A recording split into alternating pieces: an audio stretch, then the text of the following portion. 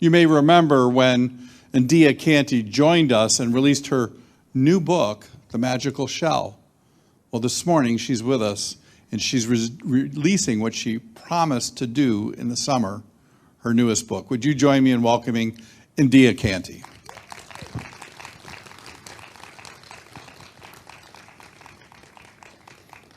And are you hooked up? You're not, so we get to share the mic, so now I know.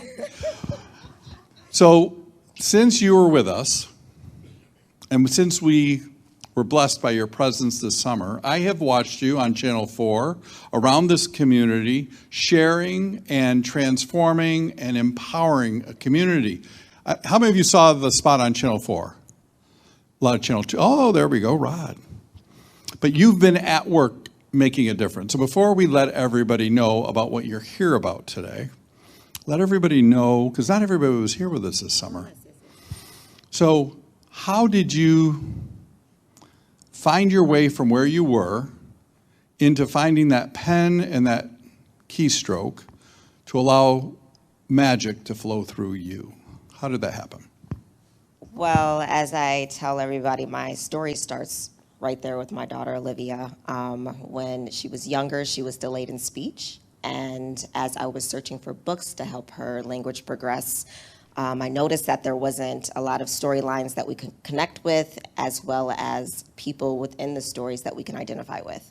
So I decided upon myself, I can write a book, and I can write a book just as good or better than the ones that I've been reading, ones that parents will also be interested in listening to and reading over and over again, because the books, kids like to read them over and over again. And there I started my journey, and I did not realize at the time when I wrote it that this was what God was giving me, that was going to be something of my own, that was going to be something that will blossom to be rich and fruitful, because I had been praying for that for about 3 years. And because it came so easily, I dismissed it, and I didn't really realize that this was it. And once he gave me the revelation of this is it, then I took off running.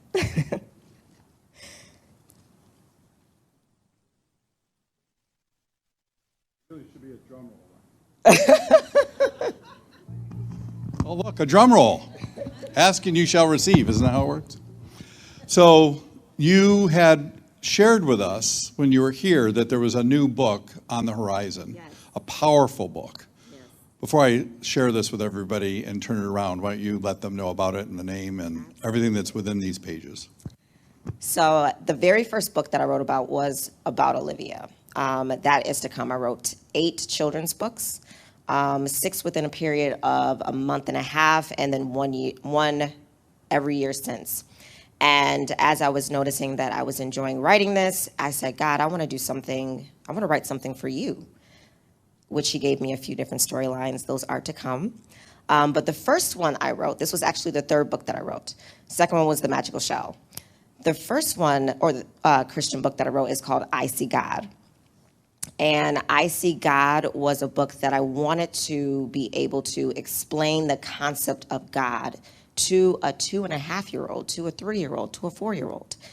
And as I started to tap into myself and feel how I connect with God, I put those within the pages.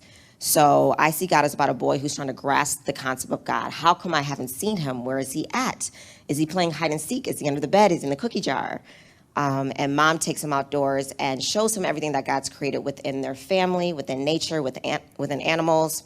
And then at night brings him back at home and lets him know he can find God within himself. So that is the concept of this book.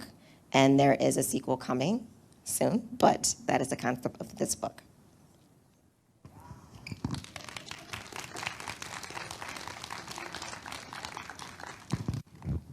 Sometimes in our own personal experience or our collective experience, we can feel that the world is just a dark place, that there is the absence of light or hope or joy. No matter what causes that absence of light in our own life, sometimes we can buy into that illusion, and sometimes that illusion is really believable, that we're alone, that there is no power greater than ourselves. Have you been there? You can't walk on this plane and not have that be part of your experience because it is the first lesson in the classroom. Now, you added something very powerful to this experience of I See God. Why don't you share with everybody what comes along with this? I See Myself As is the scriptural and affirmation book that I designed to go with it. Now, this book took more time than any storybook I've ever written because I wanted to create it not only for children, but also adults. As I was out on my journey selling books and activity books, I noticed that adults also find therapy within coloring books. So they've been purchasing the Magical Shell coloring book, and I said, let me create something that would be not only good for the kids, but also good for the adults. So I created I See Myself As, and the idea of this is to help instill faith and confidence so children know who they are and that we remember who we are. As we go out in the world and as the world tries to tell us that we are something else, we know because God told us who we are. And that's what we stick to, regardless of the things that happen in our lives or the mistakes that we make. So I See Myself As has the scripture at the top. It has affirmations within the center of the coloring pages, and it has prompts at the bottom. And the prompts at the bottom are good to fill out with the kids so they can start creating their own affirmations and speaking over their own lives. And then there's journaling in the back because we believe in writing the vision and making it plain, as God said. So they can write what they want for their futures, parents or adults. And then at the very end, you pick your favorite ones and you speak them in the mirror in the morning and in the evening to build confidence and faith. So this is really about growth in spirit, growth in character and mind.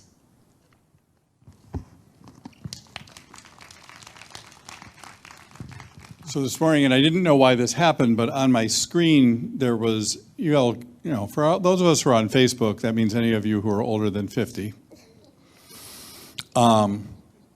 things show up on our screens that we don't know why. And this morning I had one of those things that came up on my screen, and it was a reference to Plato and his, not Plato, but Plato. Oh. I had to check twice myself. But about how we grow up as human beings. And the question to him was, what do you see as the progression of humans? And he talked about how as children, we want to just rush through it. Yes. And then when we become adults and we just want that period of time again, and we trade health and everything for trying to recapture that experience of youth. When you look at what you're doing, the seeds that you're planting in young people, it is something, it creates a foundation for them to grow and stand upon. So it's powerful. I know that all of us here witnessed you this summer, and we believe in what you're doing in community and making a difference and responding to the need that you saw, but it didn't just register as a complaint, it became a calling to do something about it. And we stand here today and we see you doing something about it. It's impossible for us to miss. I know you're going to be here after the service, and I'm getting text messages, when can we do Christmas shopping after the service? Because you have the coloring books here and the book available for folks. Limited coloring books, but... Limited coloring books, so that's a way to create demand, so get in line early. But more importantly is your journey. This hasn't been a straight line for you. This wasn't like somebody could be here for the very first time, hear you, look at you, and think they know. Well, of course, it went super easy for Endeah. It was handed to her. If I had the gifts and the skills and I could too. You set them straight. Okay, so the easiest thing that I did was create the book, was to see it in my mind and put it onto paper.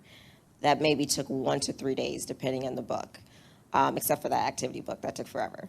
So the process of getting the book into illustration, getting the illustration into publishing, getting the published version into my hands, getting that in front of the people, I wrote these books during shutdown in 2020. So it was from May to June, I wrote these books. And I See God is here now.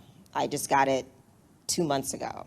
So the journey definitely takes a while. Sometimes you get that feeling of, I need to hurry up, I'm running out of time. But I have to stay fast and knowing that I'm in God's perfect timing and things are gonna happen when he feels it's best to happen, regardless how fast I'm trying to go or if I feel like I need to slow it down. Divine intervention, divine meetings, all of those things happen along the way. And it happens only because I'm staying focused on what he told me. I'm staying focused on the vision, and I walk by faith. And even when things get hard, even when things don't seem like they're working, like even when I get overwhelmed, there's so many things I wanted to do. This book was supposed to be out last year. I was supposed to start a church tour. All that stuff was supposed to be happening, but it hasn't happened yet. So the only thing that I can do is take it day by day and appreciate the accomplishments that come along the way, because it's going to happen. Yes. It's just, I can't do it all. I can't do it all right now, so. So talk about 2025. What's your vision? I know that it's written on your heart. What would you love to see? Risk this, please. In this community, risk this. We have people who didn't believe they'd ever be an author.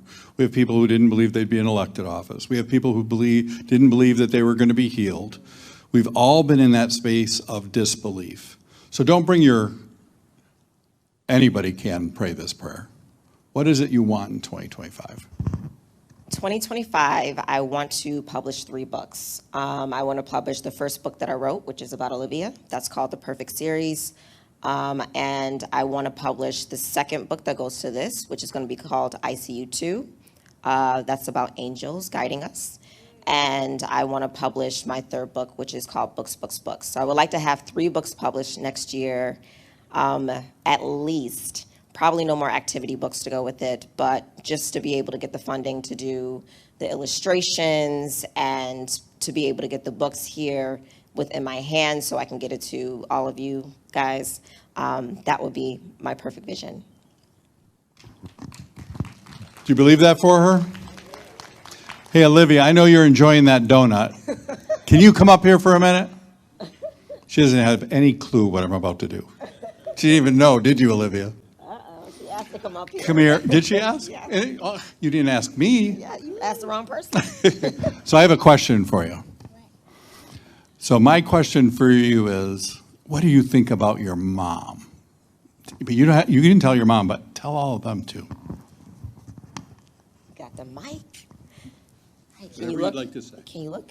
What do you think about mommy? Are you gonna be shy? You're gonna say something. She's good. Did you like the book? Yeah. What did you like about the book?